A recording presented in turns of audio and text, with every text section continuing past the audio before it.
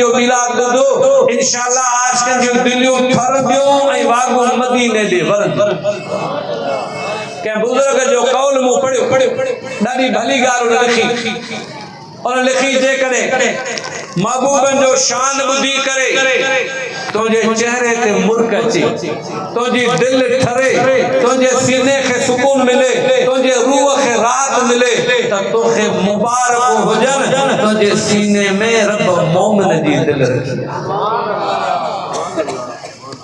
उम्मीद जी हिकिड़ी माना जड़ ऐं असर कुरान करीम के भी कुरान के अल्लाह ताला फरमायो उम्मुल कुरान सूरत अलहम्द शरीफ जो नालो उम्मुल कुरान ऐ मक्कतुल मुकरमा के अल्लाह ताला कुरान में फरमायो उम्मुल कुरान अलहम्द शरीफ के उम्मुल कुरान छो चयो इन जे लाइ त अलहम्द शरीफ सूरत फातिहा सा कुरान जी इब्तिदा थींदी आहे मालूम थियो त उम्मी बि माना मुब्तदा जे आहे यानी कुरान करीम जी इब्तिदा अलहम्द शरीफ खां आहे उन जे करे उन खे उम्मुल किताब चयो वियो आहे ऐं मक्के पाक खे उम्मुल कुरा इन जे करे चयो वियो आहे जो कायनात में सब खां पहिरीं जेका ज़मीन बनी आहे उहा मक्कतुल मुकरमा जी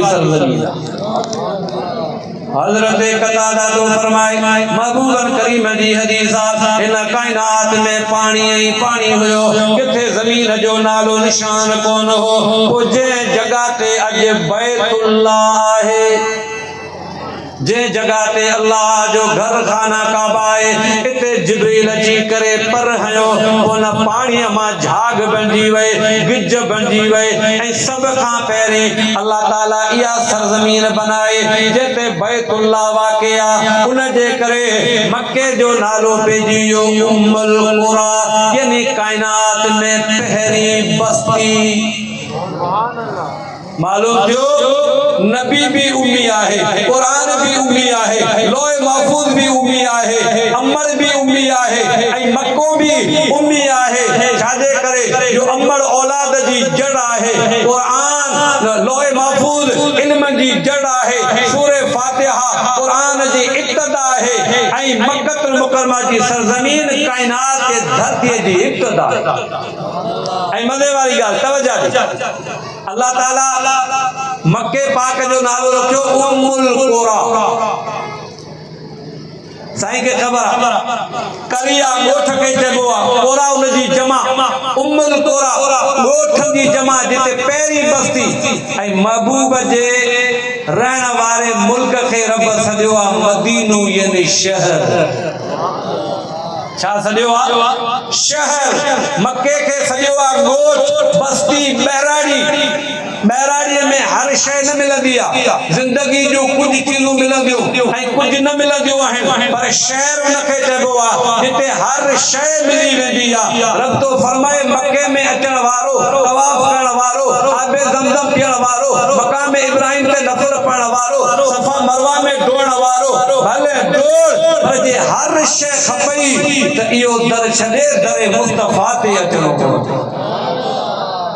अल्लाह ताला फरमायो अल्लज़ीना यत्तबिऊन रसूलन नबियल उम्मी यजिदूनहु मक्तूबन इंदहुम फित तौरात वल इंजील यारो कुर्बान वना मालूम थियो त मदीने वारे साईं जी सिफत उम्मी आहे ऐं उम्मी जी माना अनपढ़ियल न आहे माना पढ़ियल आहे छा माना थोरो ॻाल्हायो या मुंह वारो मौजू तव्हांखे सम्झ में कोन थो अचे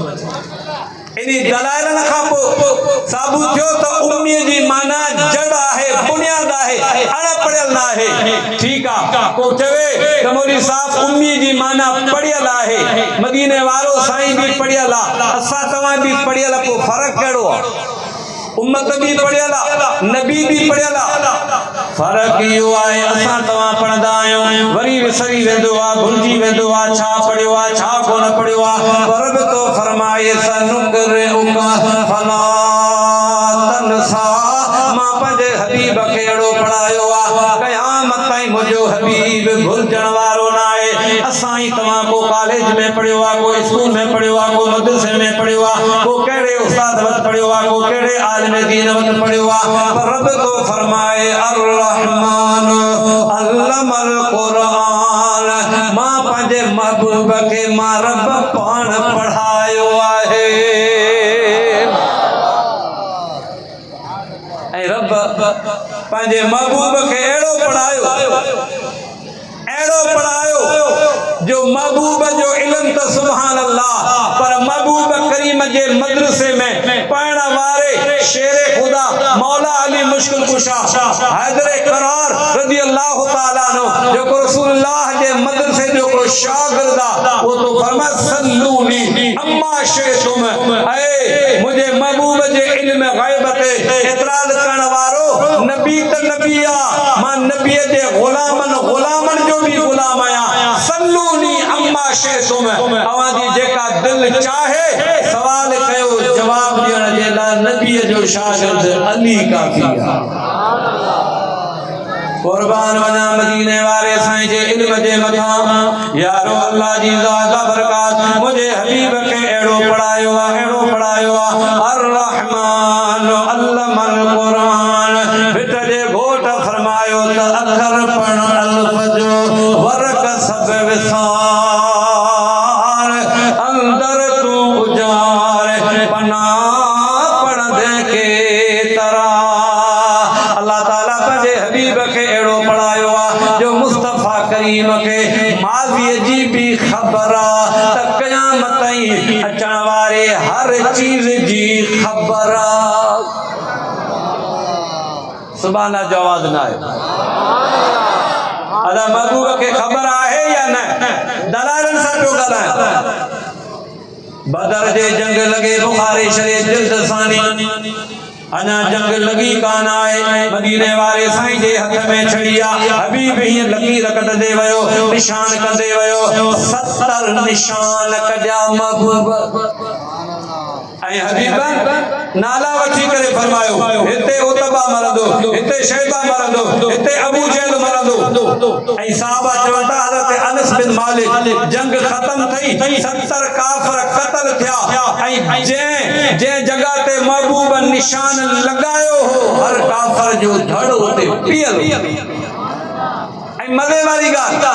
हबीब उन्हनि ॾे निहारियो ई कोन हो त केरु जंग में आयो आहे केरु न आयो आहे बिना ॾिसण जे हबीब नाला खणी ॿुधायो फुला हिते मरंदो अरे जे नबीअ खे दुश्मननि जी भी ख़बर आहे उन नबीअ खे पंहिंजे गुलामनि जी कीअं न ख़बर हो सुभान अल्लाह यारो कुर्बान वना मदीने वाले साईं जे इल्म जे मथा मुझे महबूब करीम सल्लल्लाहु अलैहि वसल्लम जे चाचा हजरत अब्बास जो बजुड़वा नालो वा हजरत अब्दुल्लाह ऐं कुरान करीम जो पहिरियों मुफस्सिर वॾो आलिम भी अना पंहिंजे जी जलमा जे पेट में हजरत अब्बास जो बजुड़वा हजरत उम्मे फज़ल रसूलुल्लाह जी चाची उन जे पेट में जेॾी महिल चाची आई रसूलुल्लाह जे बारगाह में त ग़ैब दान नबी हीअं निहारे करे फरमायो चाची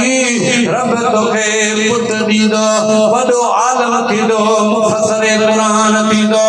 यारो कुर्बान वञा अॼु जा डॉक्टर अल्ट्रासाउंड करे ॿुधाईंदा आहिनि त औरत जे पेट में न्याणी आया पुटा जदीद टेक्नोलॉजी साइंस जो कमाल इहो आहे जो सिर्फ एतिरो ॿुधाईंदा आहिनि त न्याणी आहे या पुट पर मदीने वारे साईं जी निगाह क़यामत ताईं ॿुधाए छॾियो पुट भी हूंदो आलिम भी हूंदो मुफस्सिर क़ुरान हूंदो इहो आहे मदीने जे मीर जो इल्म मुबारक अॻियां तोखे मूंखे कहिड़ी ख़बर असांजो मौत किथे वाक़े थींदो अल्लाह करे जुमले जमात खे रब मदीने जो मदफ़न नसीब फरमाए असां ई तव्हांखे ख़बर न आहे पर महबूब खे पंहिंजे विसाल जी भी ख़बर मक्कतुल मुकरमा फतह थियो इन्ना फतहना लक फतहन मुबीना जॾहिं अमन जे तरीक़े सां शाया निशान रब पाक मक्कतुल मुकरमा जी फतह ता फरमाए मुंहिंजा महबूब करीम मक्के पाक में आया त मदीने जा जेके अंसार हुआ उहे परेशान थी विया चेहरा नहीं वया गमगीन थी वया हबीब करीम निहारे मदीने जे अंसार का पूछो आओ महसूस तो कया अवा मगमूम आयो अवा परेशान आयो केड़ी परेशानिया न या रसूल अल्लाह का गाल ना है हबीब इसरार कयो बुधायो मदीने जे रहण वाला अर्ज कयो सोना एकड़ी परेशानिया हाने अवा जो आबाई मुल्क मक्कतुल मुकरमा फता थी वियो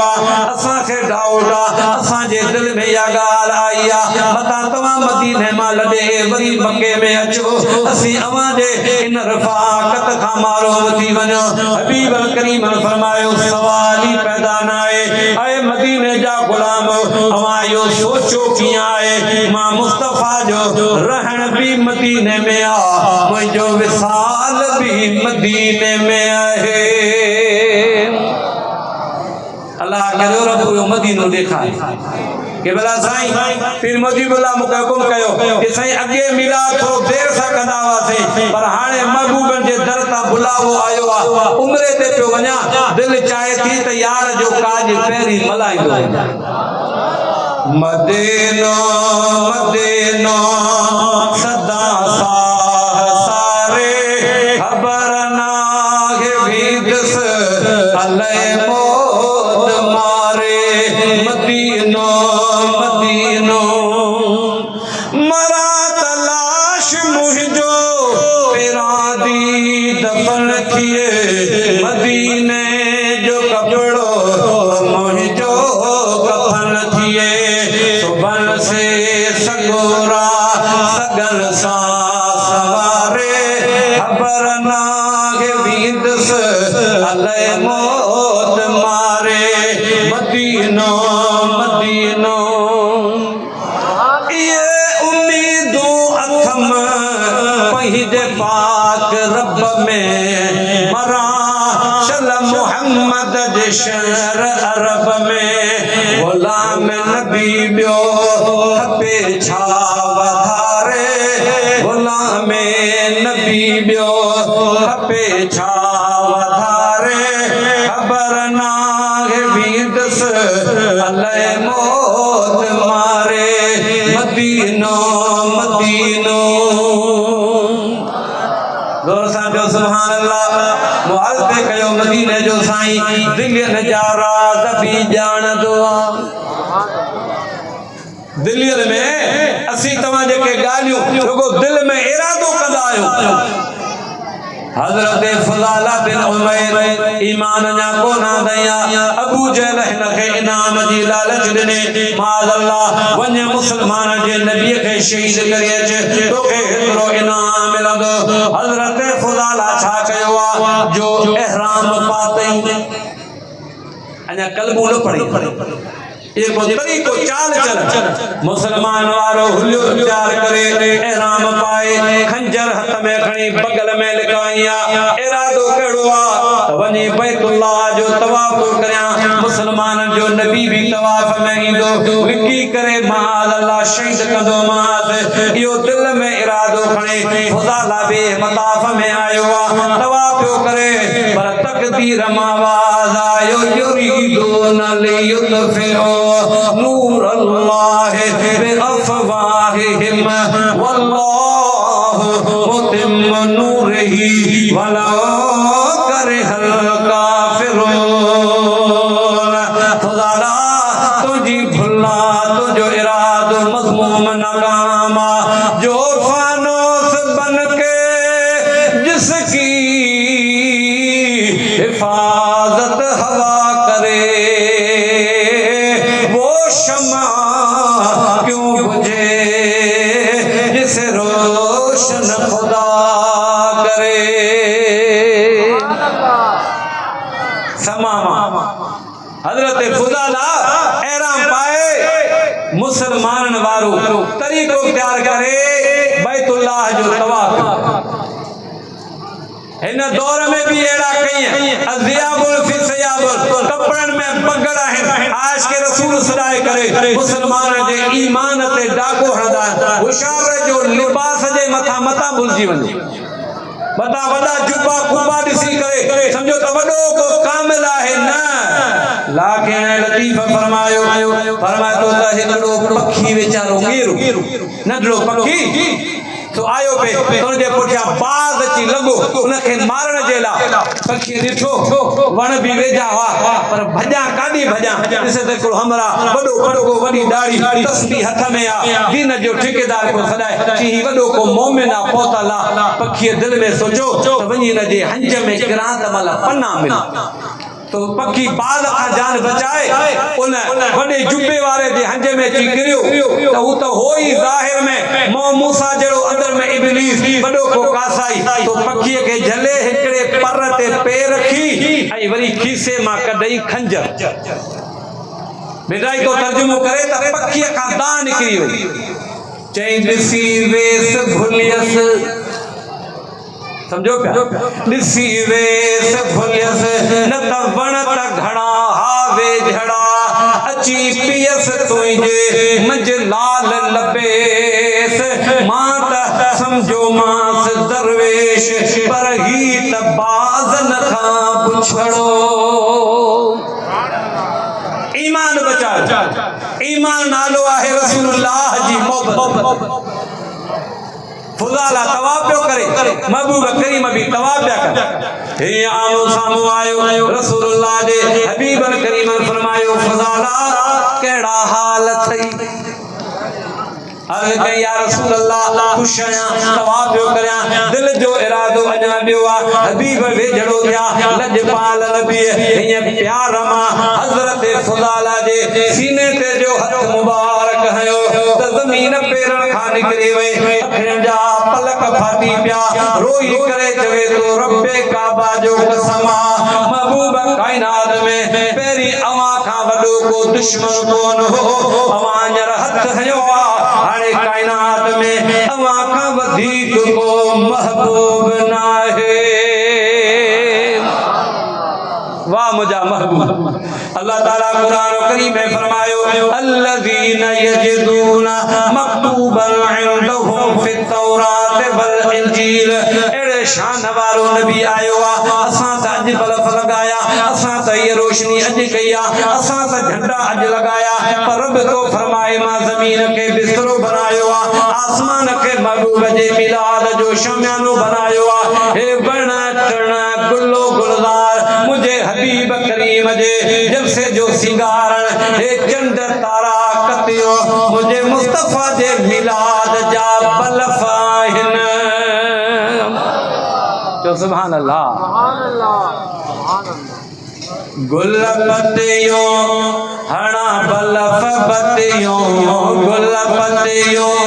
हणा बल्ब बतियो दिल थी चाहे तलाया तारा कतियो मुश्क जमण हारिया महबूब जो वाटू हारिया न चई सुभान अल्लाह या वरी हिय चो गले यो बुहारिया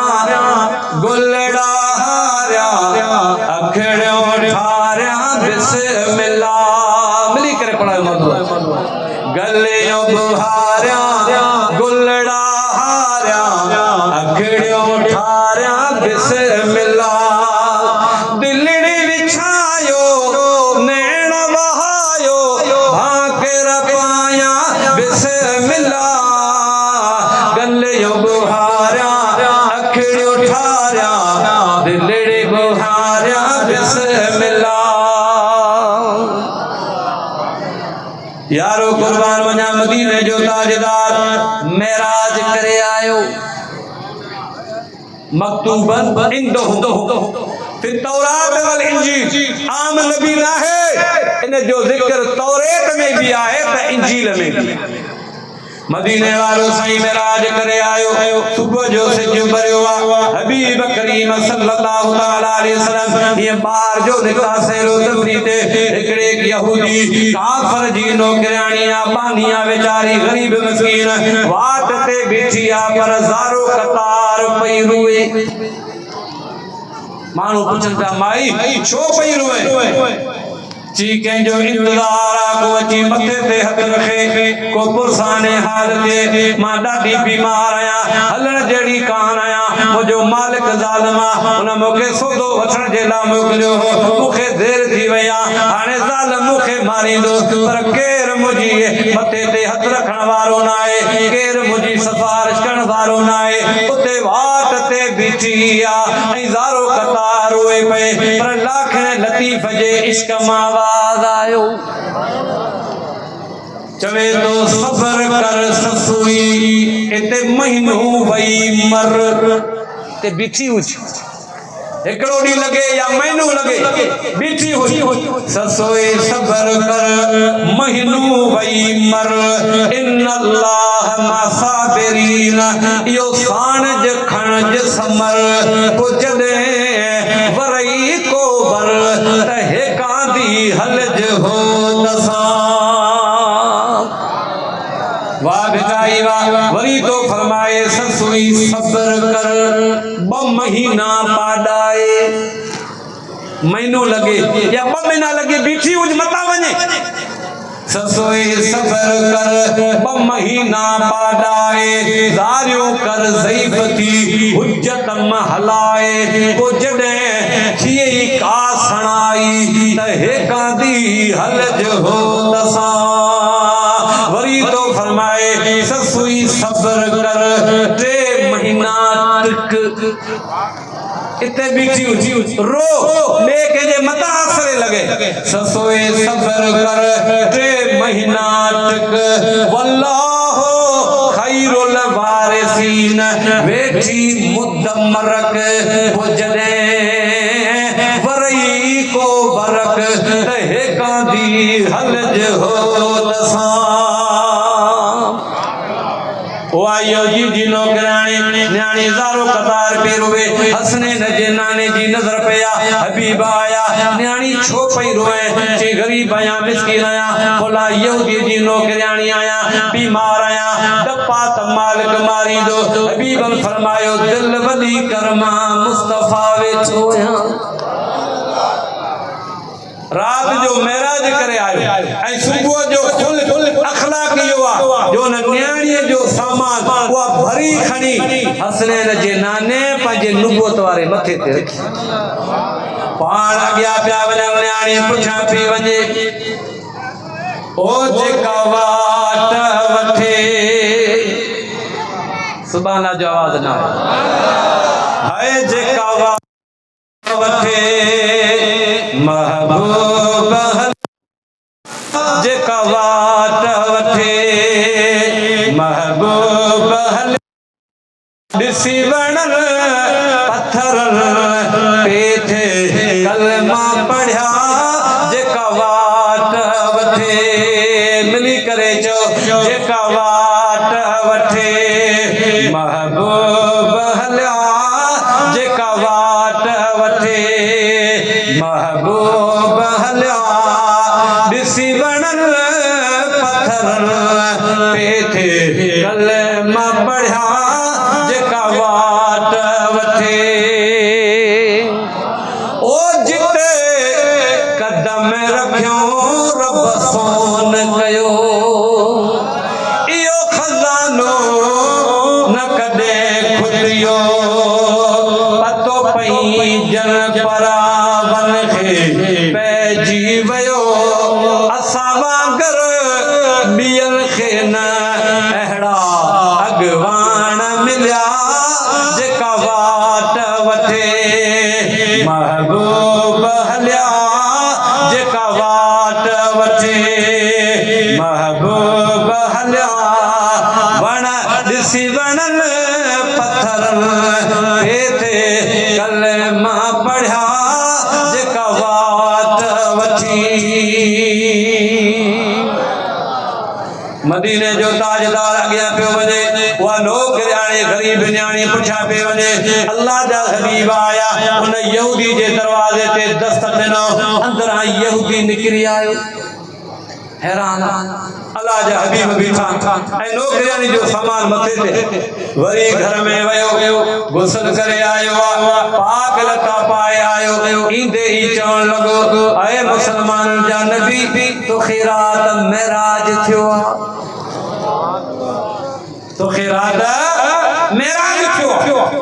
हबीबन फरमायो मेराज मुखे थियो पर तू ते यहूदी आ तोखे के बुधायो तो रात मेराज ते वियो आया अर्ज कई सोना इंजील में लिखियो पियो आ तौरात में लिखियो पियो आ आखिरी नबी इंदो एदे शान वारो रात जो मेराज कंदो ऐ सुबह मा वरी गरीब जा बदल मथे ते खड़ी पियो हलंदो यो इंजील में लिखला तौरात में लिखला हबीब रुगो न्याणी जो बदल लखण मुझो भी बदल लखण ऐ मुखे भी कलम पढ़ाए पंहिंजो उम्मती बनाए वाह महबूब तुझे शान जे मथा कुर्बान वया अल्लाह जी ज़ात बाबरकात इन पूरी कायनात में पूरी इंसानियत में पैगाम पहचान जेला 1,24,000 कमो बेश नबियन जो इंतखाब कयो गणो 1,24,000 रब तमाम इंसान मा 1,24,000 इंसान के नबूवत ला चूंडियो वरी अल्लाह ताला 1,24,000 मा पैगाम पुजाण जेला 313 रसूल चूंडिया वरी अल्लाह ताला 313 रसूल नमा उल अज़म पैगंबर इब्राहिम खलीलुल्लाह नूह नबीयुल्लाह मूसा कलीमुल्लाह ईसा रूहुल्लाह ऐ जनाब मोहम्मद रसूलुल्लाह के चूंडियो तमाम इंसान नमा 1,24,000 नबी 1,24,000 नमा वरी इंतखाब थियो 313 जो 313 नमा वरी रब चूंडिया 5 नबी उल अज़म पैगंबर ऐ हाणे वरी इंतखाब करणो हो खातमुन नबीयीन जो ताज केंजे मथा रख दी सुभान अल्लाह अल्लाह ताला उन 5 उल अज़म पैगंबर मा वरी खातमुन नबीयीन जे ताज जेला तुझे मुझे दिल भर मदीने वाले वीर जो इंतखाब फरमायो हाणे मालूम थियो त आम इंसान कदे भी नबी जेड़ो थी न तो सके ऐ नबी रसूल जेड़ो थी न तो सके रसूल उल अज़म पैगंबर जेड़ो थी न तो सके ऐ उल अज़म पैगंबर खातमुन नबीयीन मदीने जे वीर जेड़ो थी न तो सके पंज ऐ वरी आखिरी जो को इंतखाब हो वो महबूबन करीम लाकिन लतीफ फरमायो फरमाया तो सवालक सोढन जो गणु सवालक सोढन जो घूस बिनी खां अग मिड़नी मथा में धरे पीड़े दिनो पग पोथियो छोट को जग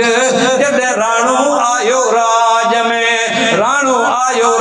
में की सोढन खे सार पैरे वेठियो पद मणियो हीरन सदा हार हाणे काने भी पचार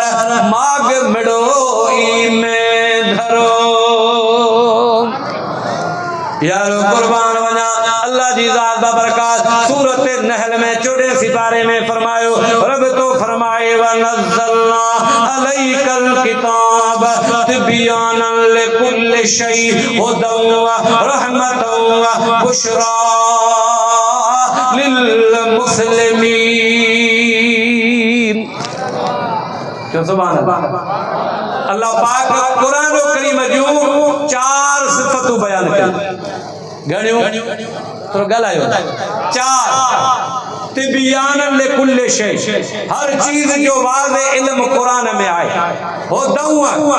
तमाम मुसलमान जे ला कुरान हिदायत रहमत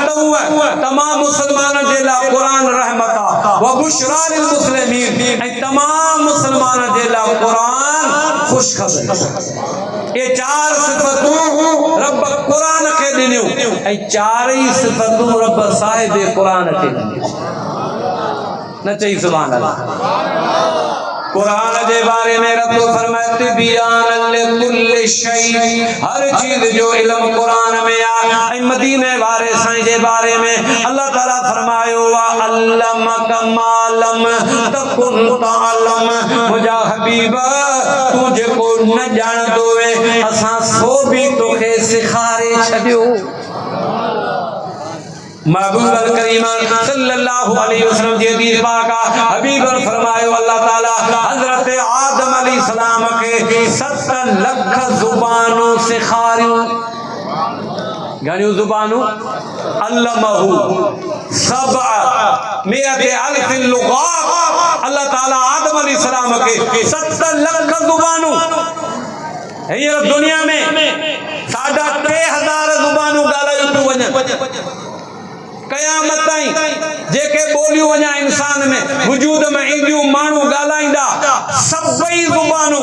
अल्लाह ताला आदम अलैहिस्सलाम के अस्मा कुल्लहा सभई सिखारे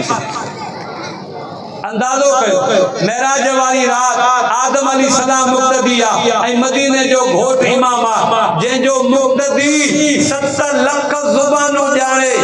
त उन मुक्तदी जे इमाम जो आलम चाहो न चाहिए सुभान अल्लाह महबूब जी हदीस मिशकात शरीफ हबीब फरमायो अल्लाह जी जात बाबरकात फवदा यदहु बैन कतफय अल्लाह ताला पंजो कुदरती हथ मां मोहम्मद जे कुल्लन मुबारक ते रखियो फवजत बरदहा जरे अल्लाह कुदरत वारो हथ मुझे कुल्लन ते रखियो तो जी थदान मां मुस्तफा सीने में पाती ऐ नतीजो करो निको फअलिम तु मा फिस समावाति वल अर्द सत जमीन सत आसमान में जेको इल्म आहे वो इल्म मां मुस्तफा जे सीने में तदे हजरत इमाम बुखरी रहमतुल्लाहि ताला अलैहि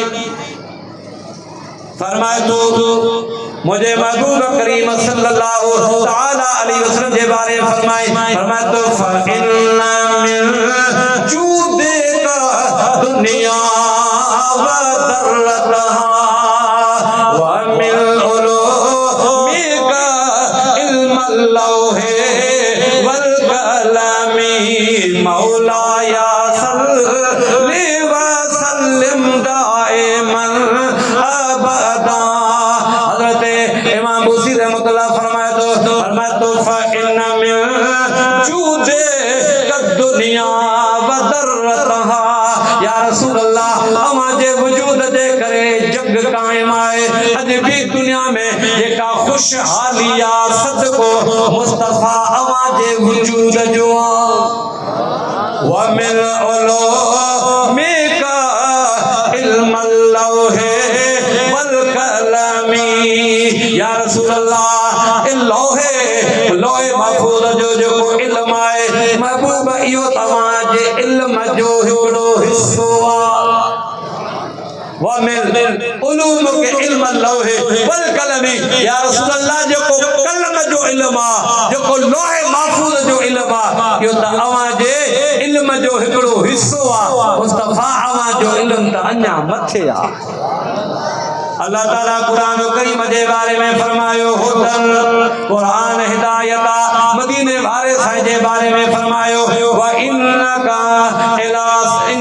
लतहदी इला सिरातिन मुस्तकीम मुझो हबीब भी हिदायत देण वालो आ मुझो हबीब भी सिरात मुस्तकीम दिखाण वालो आ रब तो फरमाए कुरान के बारे में रहमतन कुरान रहमत आए महबूब के बारे में फरमायो वमा अरसलनाका इल्ला रहमतल लिल आलमीन ऐ कुरान बुशरा खुशखबरी आए महबूब के बारे में फरमाई या अय्युहन नबिय्यु इन्ना अरसलनाका शाहिदन व मुबश्शिरन व नज़ीरा व दाइयन इलल्लाह बिइज़्निही व सिराजम मुनीरा कुरान भी खुशखबरी महबूब भी खुशखबरी अरे गाल वडी पियो करा तवज्जो हुजे सोशल मीडिया जो दौर उलमा जी गाल न पियो करा मता बियो को फतवा है कुरान कुरान पर रुतबे में साहिब कुरान मथे आ दलील दिया बुशरा लिल मुस्लिमीन कुरान खुशखबरी आहे रहमत आहे मुसलमान के ला पर महबूब रहमत आहिन कुल कायनात के एडे दलील खां पोइ नतीजो इहो निकितो त जॾहिं कलाम इलाही लफ़्ज़नि जी सूरत में अचे त उनखे क़ुरान चइबो आहे ऐं कलाम इलाही जॾहिं वधो हाजे मुखड़े जी सूरत में अचे त उनखे साहिब क़ुरान चइबो आहे क़ुरान साहिब क़ुरान अलॻि न आहे फ़र्क़ु इहो आहे जो क़ुरान आयो आहे ऐं क़ुरान जा हर्फ़ कारा मुस्तफ़ा जा ज़ुल्फ़ कारा क़ुरान आयो आहे इन कागज़ जे मथां लिखियल मदीने वारो आयो बशरी लिबास में कुरान भी कुरान मदीने जो घोट पान कुरान अॻियां कुरान कुरान पर सहाबन जो तरीक़ो तोखे ॿुधायां अल्लामा गुलाम रसूल सईदी रहमतुल्लाहि तआला अलैहि तिबियानुल कुरान में इन आयत ते मातत लिखन था त सहाबन जो अकीदो यो हो तो होडे कुरान जो हुक्म हुजे होडा नबी जी ताज़ीम हुजे त साहबा कुरान जे हुक्म खां नबी जी ताज़ीम के मथे रखंदा यार समझो पे या न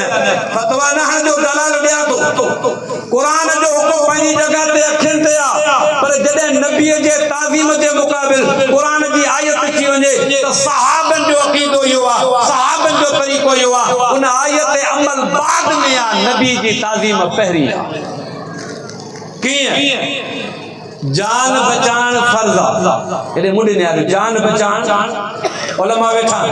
एडी जगह ते तू आई खाने जे ला का चीज नाए हाने तोखे डप्पा त मरी वेंद भूख में शरीयत चवे थी त हराम खाई भी जिंदगी बचा